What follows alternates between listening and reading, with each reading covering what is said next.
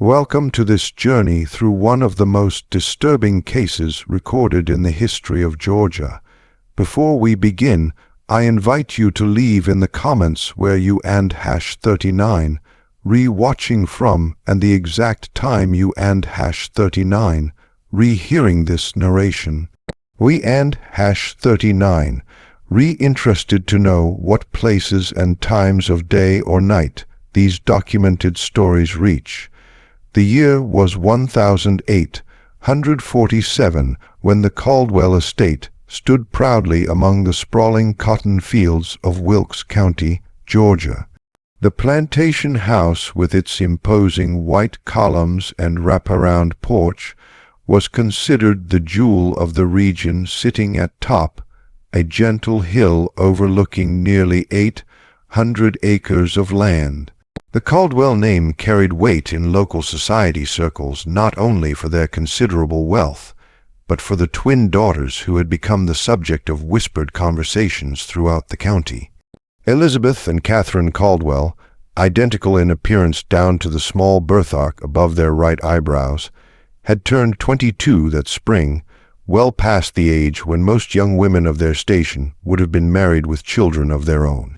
What few outside the plantation knew was that behind the perfectly maintained facade of Southern gentility, a series of events had been set in motion that would eventually unravel the very fabric of the Caldwell legacy.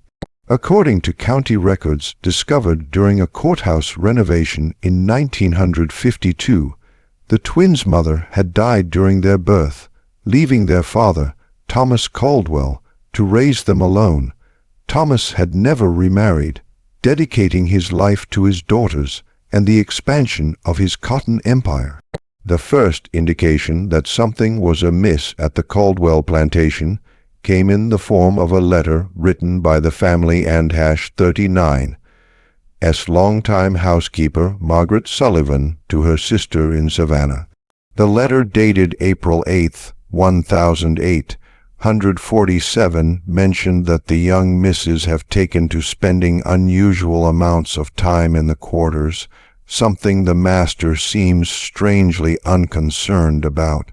This letter would later be discovered tucked inside a family Bible preserved between its pages for over a century. The quarters Margaret referred to were the slave quarters, a collection of small wooden structures positioned approximately half a mile from the main house, just past a stand of oak trees that obscured them from view. The Caldwell plantation maintained approximately 70 enslaved individuals, a relatively modest number compared to some neighboring estates, but sufficient to work the land and maintain the household. Among these enslaved people were two men who would become central to the disturbing events that followed. According to plantation records preserved in the Georgia Historical Society archives, they were listed simply as Samuel and Elijah, both noted as having been purchased in 1842 from a plantation in South Carolina that had fallen into financial distress. What made Samuel and Elijah unusual, based on accounts compiled decades later by local historian William Hartwell, was their education. Both men had been taught to read and write by their previous owner and #39's children, a dangerous skill that they had carefully concealed upon arrival at the Caldwell plantation. This concealment eventually failed, however, when Catherine Caldwell discovered Samuel reading a discarded newspaper in the stables late one evening in the autumn of 1846. Instead of reporting this illegal activity, Catherine, according to her personal diary recovered in 1964 during the demolition of the old plantation house, began to meet Samuel in secret. The diary entries become increasingly cryptic around this time, with references to Sis and our shared understanding. Simultaneously, Estate records show that Samuel was reassigned from fieldwork to the stables, a position that afforded him greater proximity to the main house. What historical records do not clarify, but what local oral tradition suggests is that Elizabeth had similarly formed a connection with Elijah, who worked primarily in the maintenance of the plantation and #39's extensive gardens. The symmetry of these relationships, twin sisters forming forbidden bonds with two enslaved men, creates an unsettling pattern that would later be described by one local newspaper as a peculiar mirroring of forbidden affections. The winter of 1846 to 1847 was unusually harsh in Georgia, with freezing temperatures that damaged cotton stores and created a sense of isolation as roads became difficult to traverse. It was during these cold, isolated months that the relationships apparently deepened.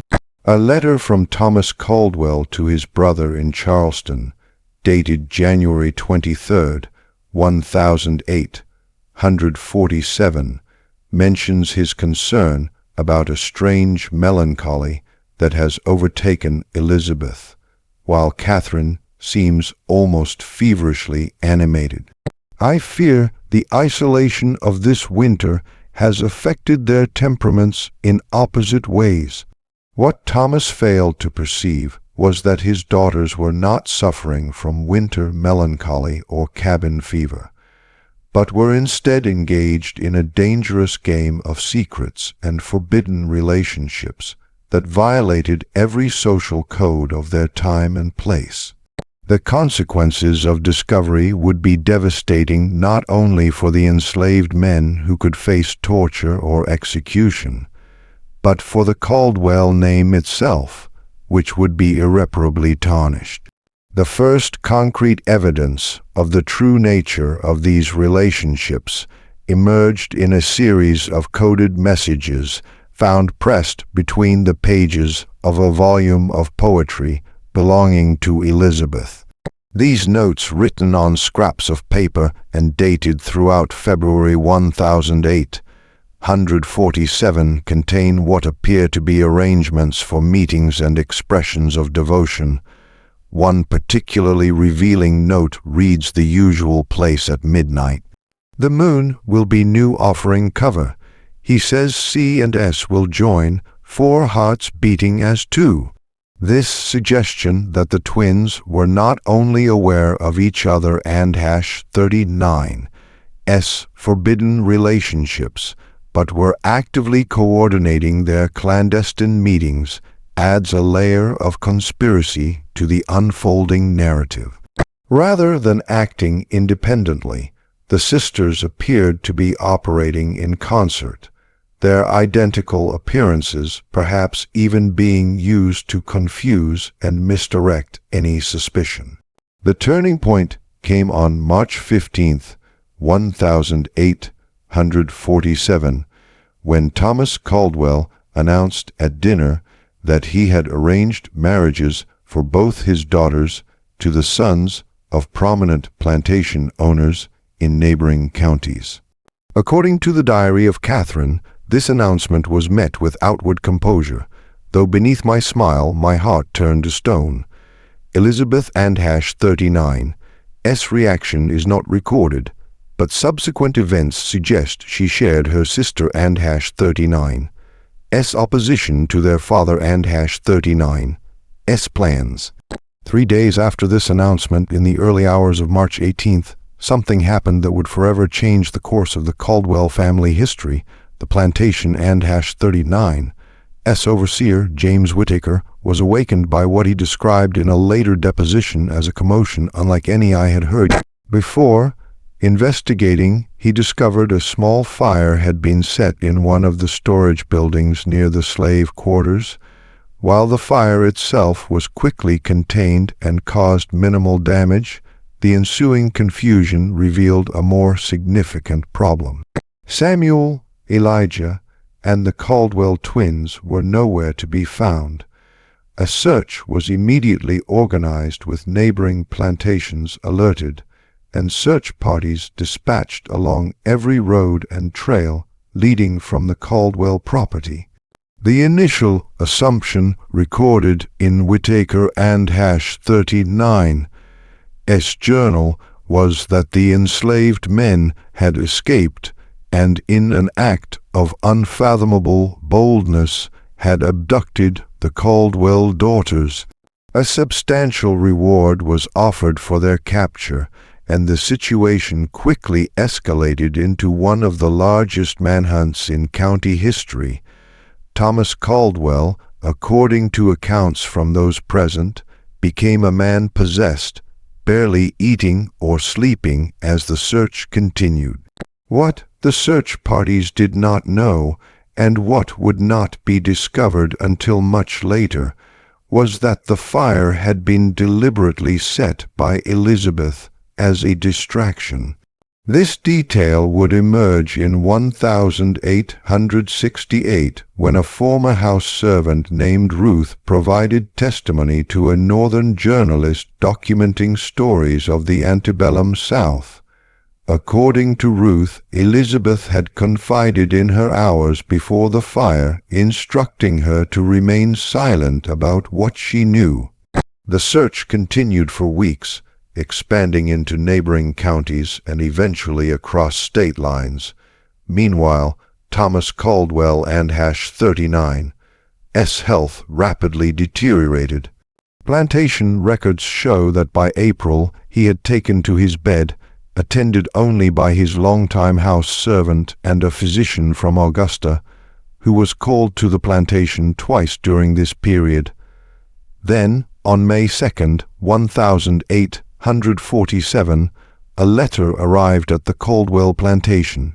The contents of this letter have never been fully disclosed in any public record, but its effect was immediately apparent. Thomas Caldwell, upon reading it, suffered what his physician described as a paroxysm of rage followed by a collapse from which he did not recover. He died 3 days later, the cause listed simply as apoplexy, a common term at the time for what we now recognize as a stroke. Following Thomas and #39's death, control of the plantation passed to his brother Edward Caldwell, who traveled from Charleston to assume management of the estate. It was during Edward and #39's methodical review of the plantation and #39's affairs that a startling discovery was made in Thomas and #39's private study, a small wooden box containing what appeared to be marriage certificates. These documents, crudely drawn but bearing signatures, purported to record the marriage of Elizabeth Caldwell to Elijah and Catherine Caldwell to Samuel on the night of March 17, 1847. The certificates were accompanied by a letter, apparently written by Catherine, explaining that the twins had fallen in love with the two men, and knowing their father would never approve, had devised a plan to escape together. The letter described how they had been secretly planning for months, saving small items, preparing for a journey north to states where they might live, if not openly, then at least without the immediate threat of capture and separation. Most disturbing to Edward, however, was the revelation that his nieces had not been abducted, but had gone willingly, choosing to abandon their privileged positions, their family name, and their entire social world for what Catherine described as the only true happiness we have ever known.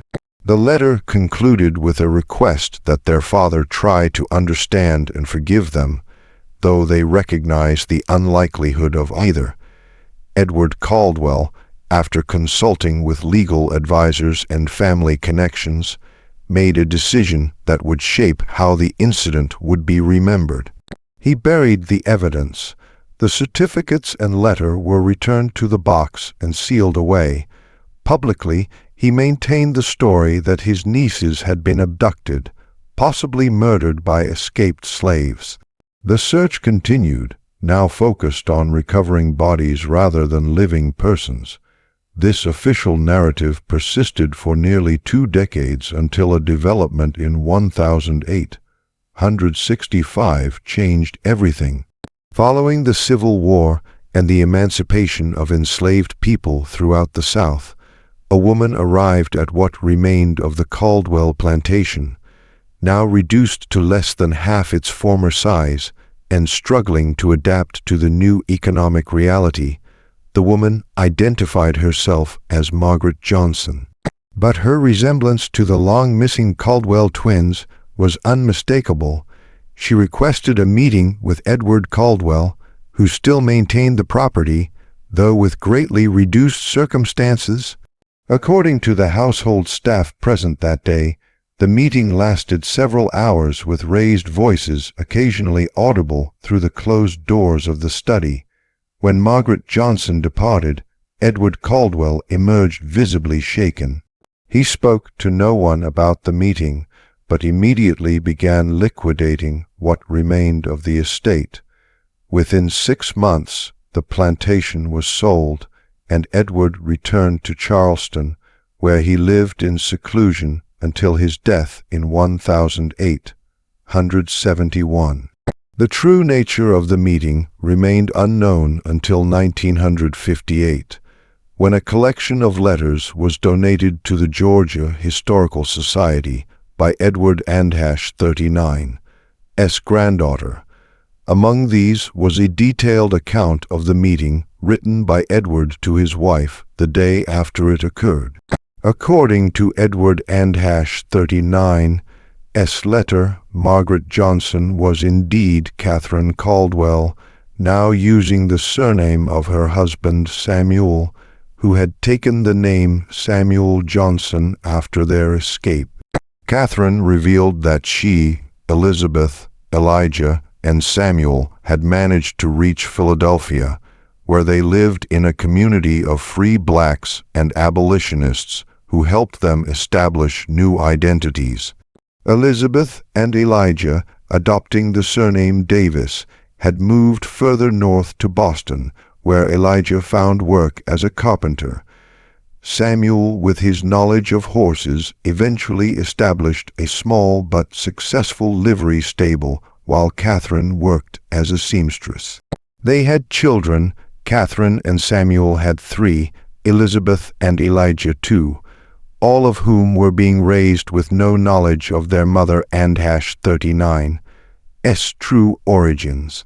Catherine had returned south only after learning of her uncle Andash 39's management of the former plantation, hoping to retrieve personal items belonging to her mother that had been left behind during their escape.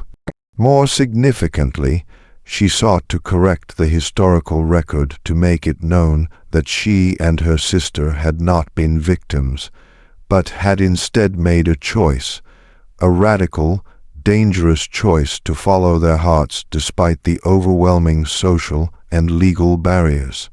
Edward, however, refused her request. In his letter, he explained that he could not bring himself to reveal the truth, writing that the shame it would bring upon our name upon the memory of my brother is too great to contemplate.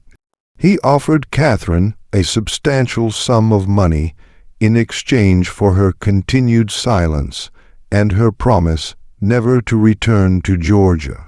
Whether Catherine accepted this offer is not recorded in Edward Andash 39's letter, but historical records show that Margaret Johnson purchased a ticket for Philadelphia the day after the meeting and never returned to Georgia.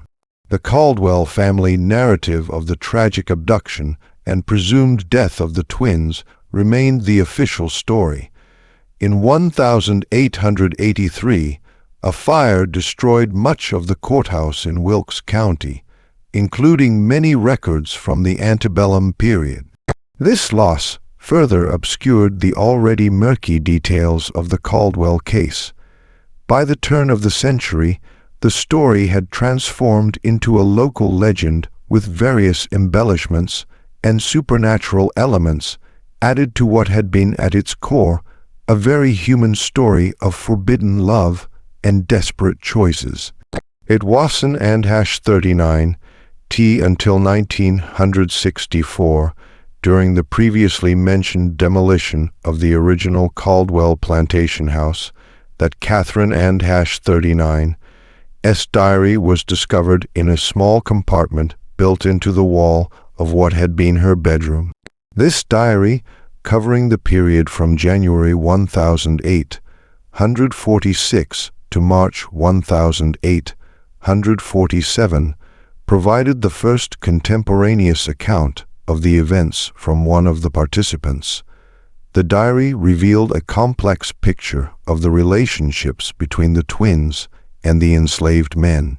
Catherine wrote of her initial shock at discovering Samuel /39's literacy, followed by curiosity, then genuine intellectual connection, and eventually love.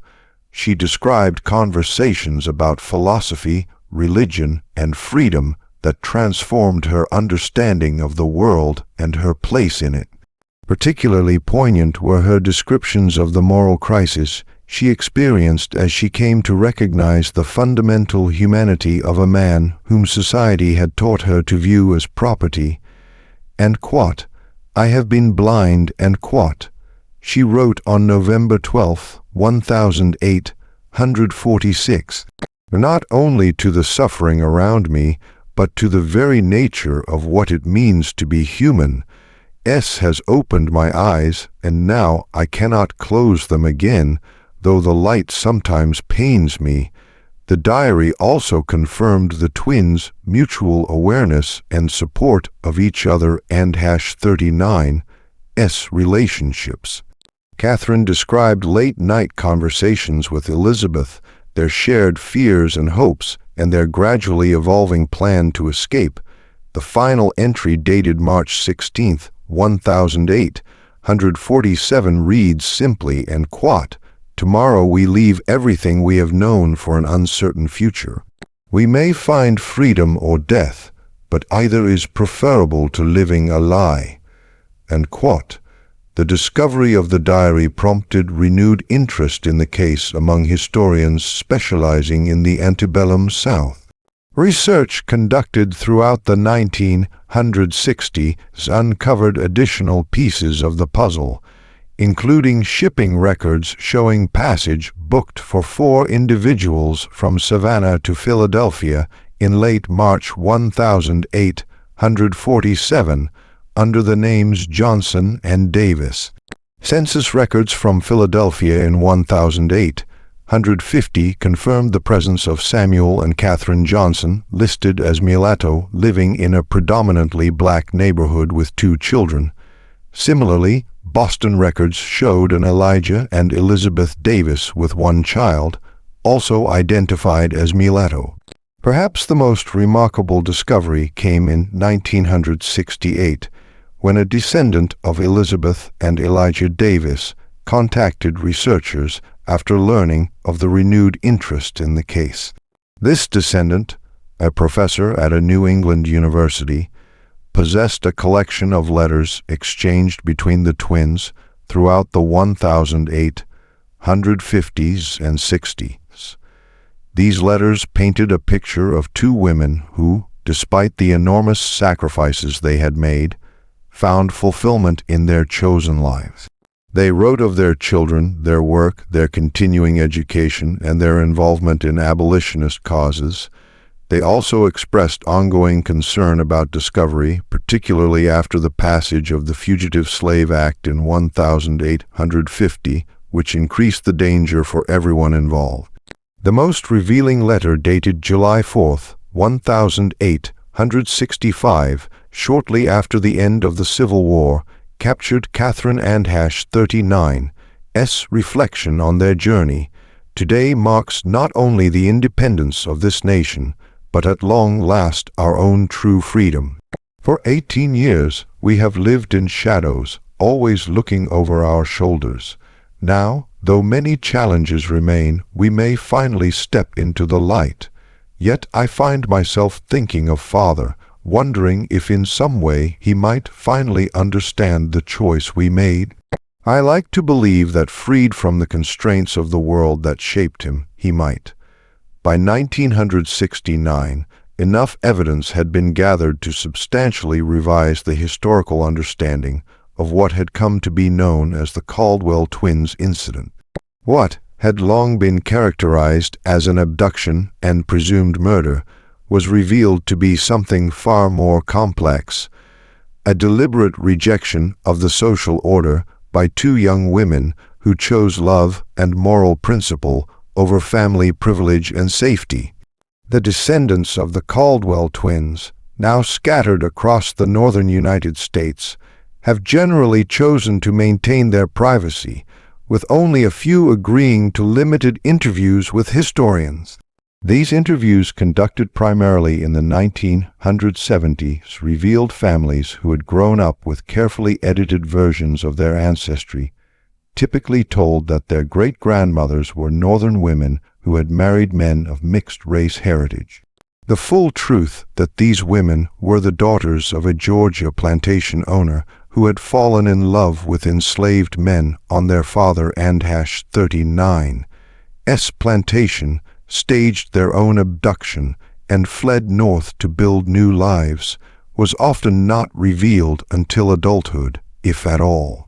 Some descendants expressed pride in their ancestors' courage, while others struggled with the complex, moral implications of a family history intertwined with both slave ownership and resistance to slavery.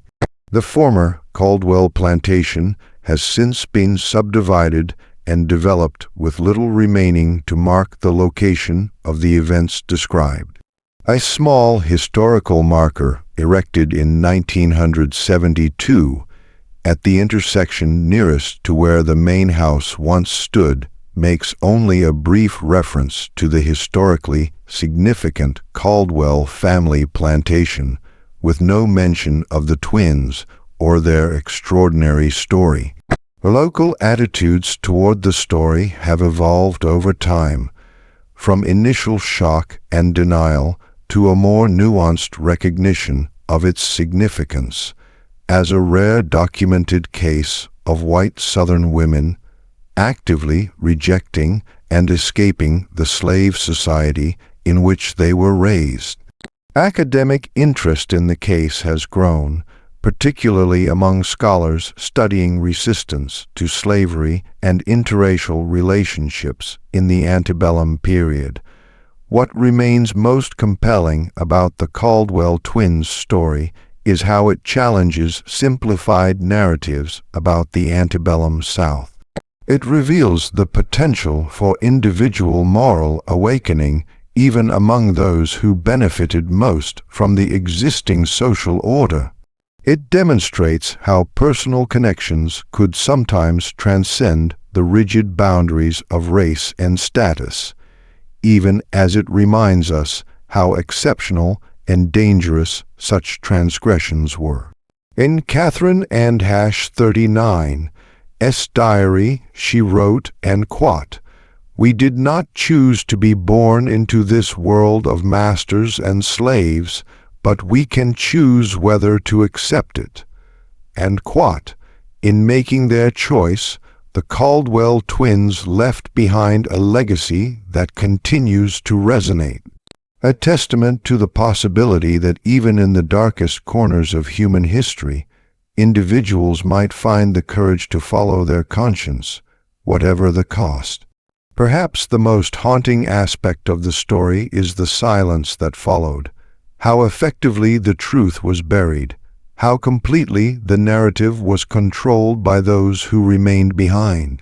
It serves as a reminder of how many similar stories may have been lost to history, leaving us to wonder how many other acts of resistance, large and small, have gone unrecorded and unremembered. In the end, what we know of Elizabeth and Catherine Caldwell, of Samuel and Elijah, comes to us only in fragments, diary pages, letters, official records that tell us when they were born, but not how they lived. Census entries that confirm their existence but tell us nothing of their dreams. We are left to imagine the courage it took to step into the night, leaving behind everything familiar for the promise of something true. The plantation house where they grew up is gone now. The fields where Samuel and Elijah labored have been transformed by time and development. All that remains is the story itself, preserved not in monuments or markers, but in archives and family memories. A whisper from the past that continues to ask uncomfortable questions of the present. As for the wooden box containing those crude marriage certificates, the physical evidence of that forbidden pact made on a March night in 1847, its whereabouts remain unknown. Some historians believe Edward Caldwell destroyed it before his death, unable to reconcile himself to its implications. Others suggest it may still exist, hidden away in some forgotten collection, waiting to be discovered once again, much like the truth it contains. The search for that truth continues, not just for historians, but for all who seek to understand the complexities of our shared past. In that search, the story of the Caldwell twins stands as a reminder that history is not just a record of laws and wars and great men and #39 deeds, but also of individual hearts and minds, of small acts of courage that sometimes change everything. In 1966, a remarkable document surfaced during an estate sale in Philadelphia. A small leather-bound journal, Water, damaged but largely legible, was discovered inside a false bottom drawer of an antique writing desk. The journal belonged to Samuel Johnson, formerly Samuel of the Caldwell plantation, and contained entries spanning from 1848 to 1859. This discovery provided the first written account from one of the enslaved men involved in the escape. Samuel #39's journal revealed details previously unknown about the escape plan and its execution. He wrote of the meticulous preparation, how over months they had gathered supplies, studied maps, and memorized the routes of the Underground Railroad. Most strikingly, he described their journey north, a harrowing 6-week ordeal of traveling by night, hiding during daylight hours, and relying on a network of sympathetic individuals who risked their own safety to assist them. One entry dated April 2, 1847, described a particularly tense moment. "Today, we nearly encountered disaster. A patrol stopped the wagon transporting us, hidden beneath sacks of grain." Elizabeth, despite her terror, spoke with such conviction to the patrolman, claiming to be traveling to visit relatives in the next county. Her voice never wavered, though I could feel Catherine trembling beside me in our hiding place. When the patrol finally moved on, we dared not breathe for what seemed like hours. Samuel #39's journal also offered insights into the complex emotions he experienced during and after the escape.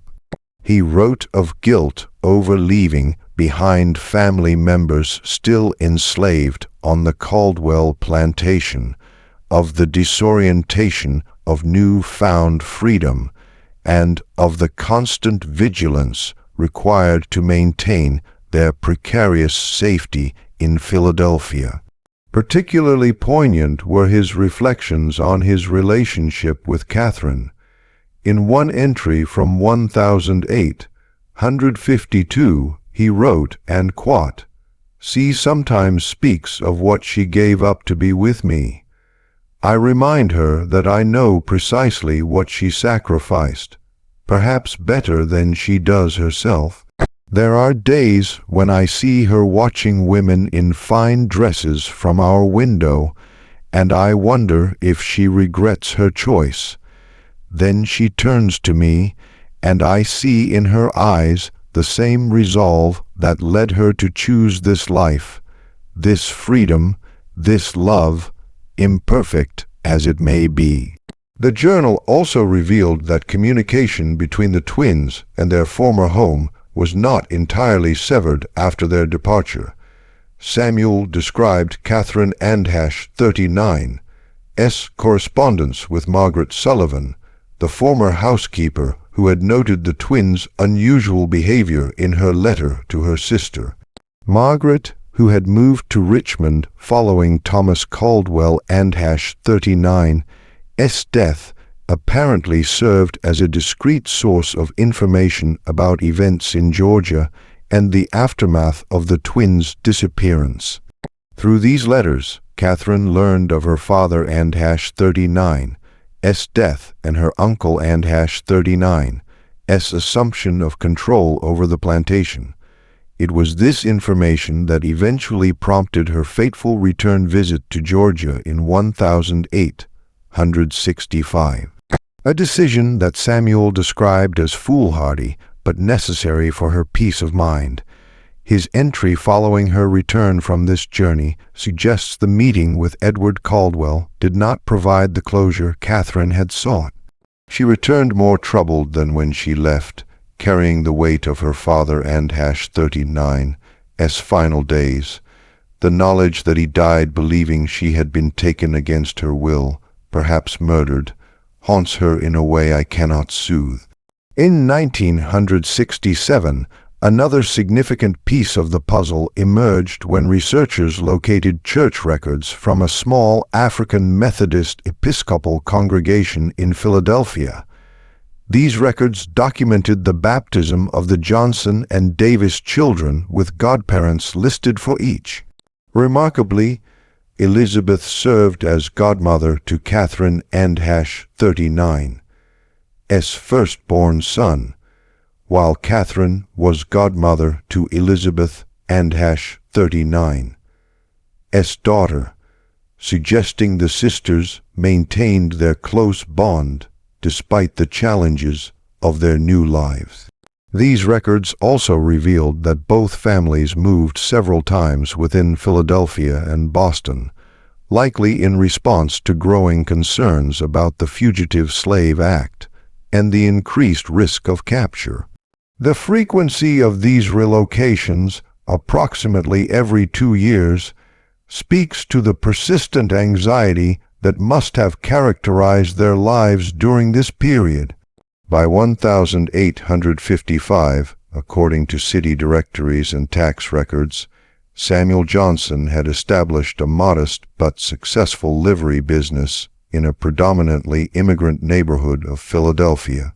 This business provided sufficient income for the family to purchase a small home, an extraordinary achievement given the circumstances of their arrival in the city just 8 years earlier.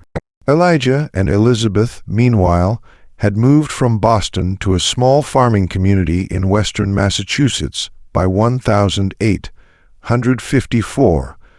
Local records indicate Elijah worked as a carpenter and cabinet maker, while Elizabeth supplemented their income by teaching reading and basic arithmetic to local children. Their relative isolation in this rural setting may have offered an additional layer of security, removing them somewhat from the scrutiny they might have faced in a larger city.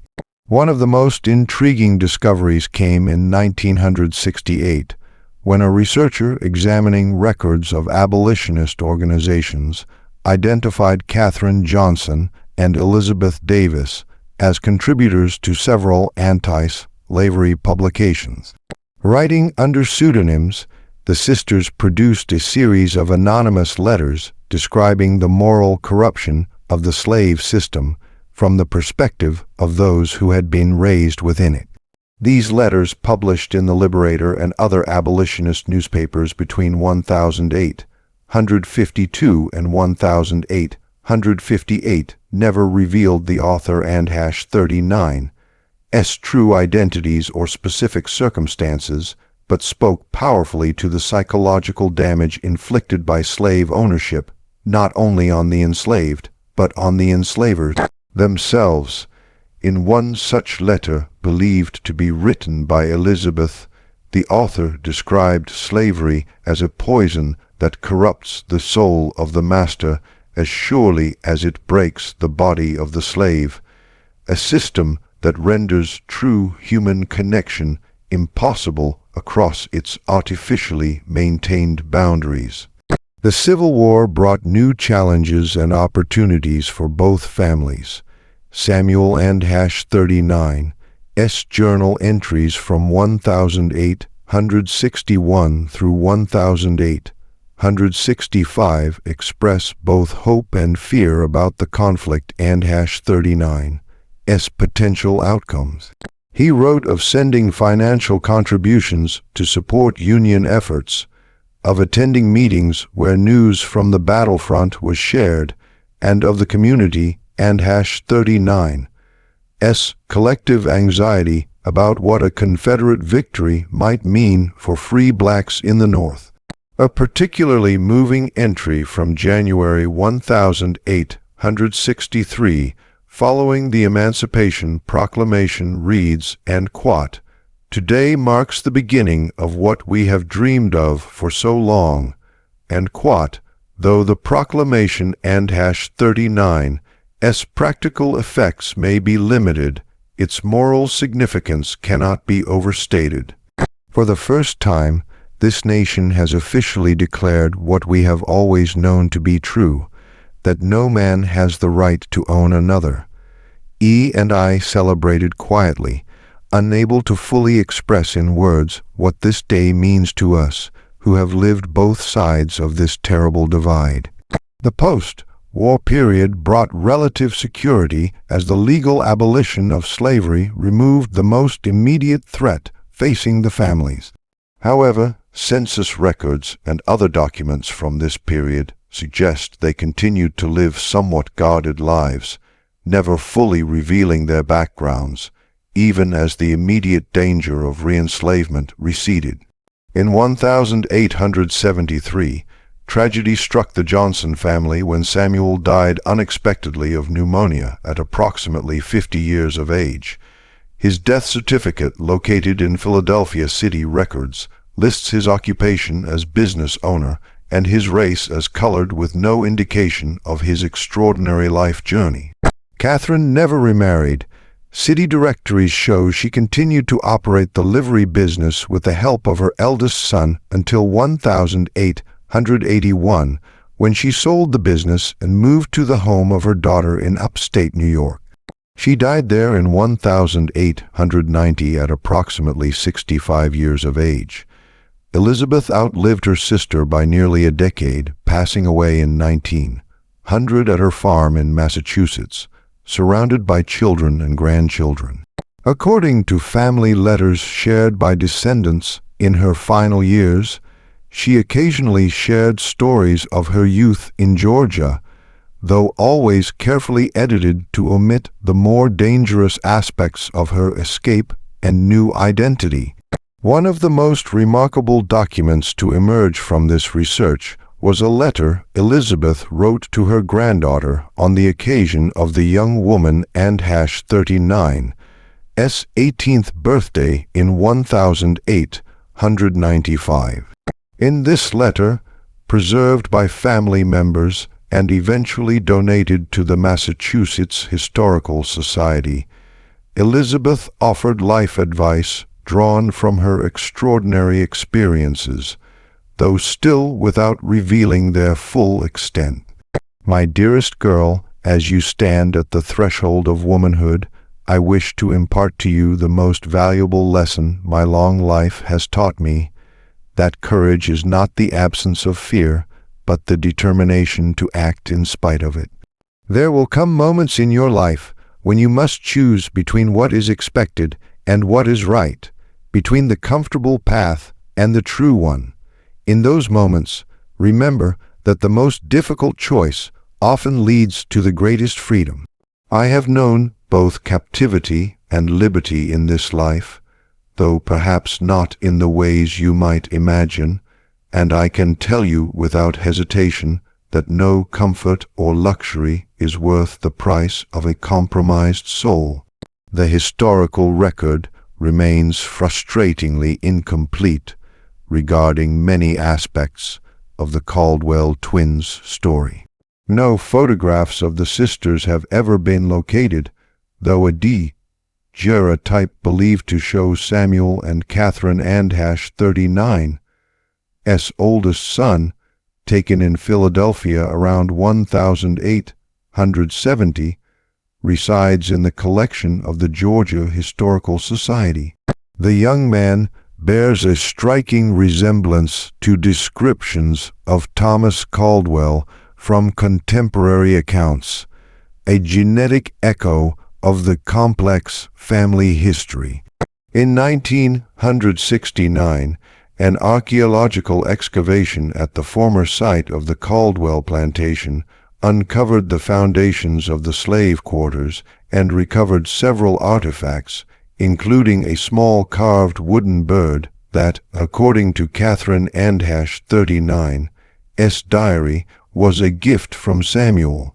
This tangible connection to their relationship now sits in a museum collection, a silent witness to a love that defied the boundaries of its time. The story of the Caldwell twins has inspired numerous academic papers, several historical novels, and at least one stage play. Yet, it remains relatively unknown outside academic circles, perhaps because it complicates comfortable narratives about the antebellum South, challenging both Southern mythologies of benevolent plantation life and Northern assumptions about clear moral boundaries between the regions. What makes the Caldwell case unique is not that it represents an example of interracial relationships in the antebellum South. Such relationships were far more common than officially acknowledged, though usually involving white men and enslaved women, often in contexts of exploitation rather than mutual choice. Rather, its significance lies in the documentation of white Southern women who not only formed romantic attachments to enslaved men, but acted on those feelings in the most radical way possible by rejecting their privileged positions and fleeing with their chosen partners. In 1968, during an interview conducted as part of an oral history project, a great-granddaughter of Elizabeth and Elijah Davis reflected on her family Andhash 39's legacy. When I think about what they risked, not just their comfort or status, but potentially their lives for love and for what they believed was right, it humbles me. They had the courage to look at the world they were born into and say, and quote, "No, this is wrong and I will not be part of it," and quote, even when that decision cost them nearly everything, that Andhash 39's a kind of moral courage that Andhash 39's rare in any era. The Caldwell twins' story exists now in that liminal space between documented history and legend. The core facts that Elizabeth and Catherine Caldwell disappeared from their father Andhash 39's plantation in March 1847, along with two enslaved men, that they resurfaced in the North with new identities and families, that Catherine briefly returned to Georgia after the Civil War, are supported by substantial documentary evidence. Yet many details remain elusive, existing only in fragments of diaries, in letters with missing pages, in fading memories passed down through generations. Like so many stories of resistance to slavery, particularly those involving women, the full truth has been obscured by time, by deliberate concealment, and by a historical record that often failed to preserve the experiences of those who defied convention. In 2002, A final significant discovery added another layer to the story. During the renovation of a former boarding house in Philadelphia that had once housed numerous Underground Railroad fugitives, workers discovered a small cavity in a chimney containing a cloth pouch. Inside was a gold locket containing miniature portraits believed to be of the Caldwell twins as young women, along with a folded paper bearing the words Elizabeth and Catherine, Georgia, 1844. Experts who examined the locket believe it may have been deliberately hidden by Catherine before her return journey to Georgia in 1865, perhaps as insurance against the possibility that she might not return. If this interpretation is correct, the locket represents a poignant acknowledgement of the dangers she still faced even after the legal end of slavery in confronting her past. The portraits show two young women identical in their heart-shaped faces and serious expressions, dressed in the fashion of privileged Southern belles of the 1840s. Nothing in these conventional images hints at the extraordinary choices these women would make just 3 years later. Choices that would lead them to abandon the world these portraits represent and embrace lives they could scarcely have imagined at the time they were painted.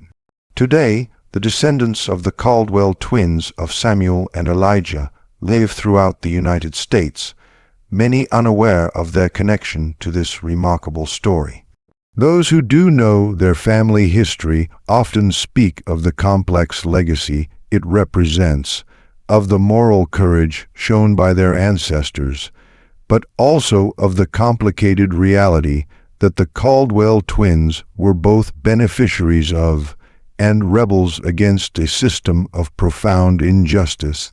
The former Caldwell plantation land has been transformed by time and development, with suburban homes now standing where cotton once grew. The small historical marker, weathered by decades of sun and rain, offers no hint of the human drama that unfolded there.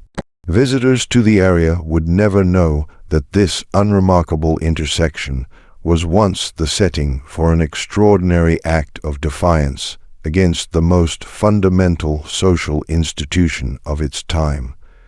Perhaps that invisibility is fitting.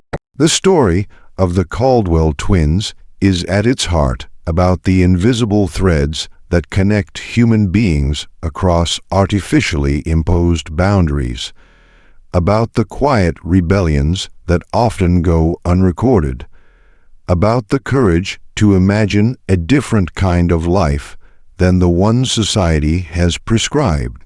In her final diary entry before her escape, Catherine Caldwell wrote, and quote, "Tomorrow we step into darkness, not knowing if we will find light on the other side.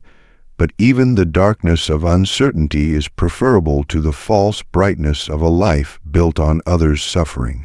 Whatever comes, we have chosen our path freely, perhaps the first truly free choice of our lives, that choice made on a March night in 1847 by two privileged young women and two enslaved men continues to echo through time.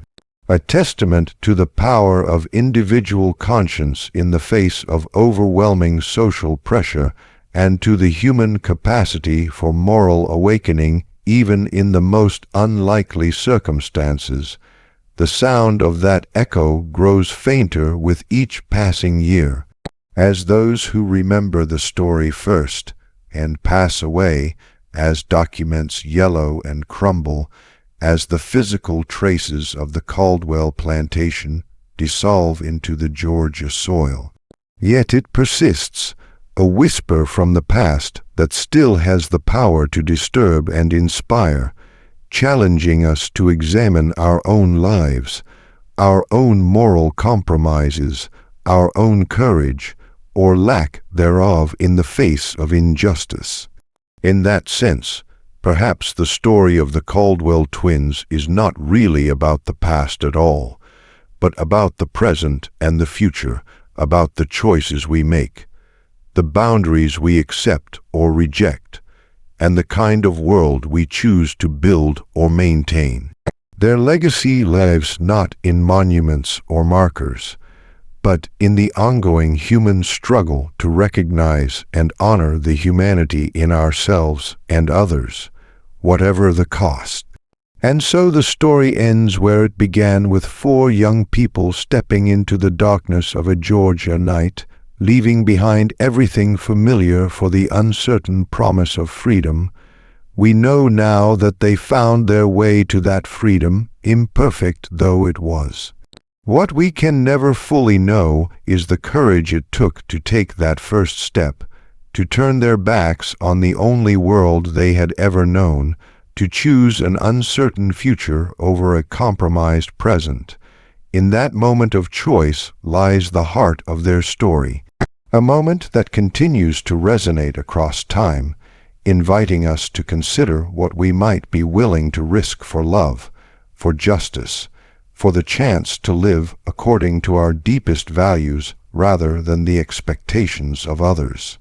It is a question without a simple answer, but one worth asking again and again as we make our own ways through the darkness, seeking light.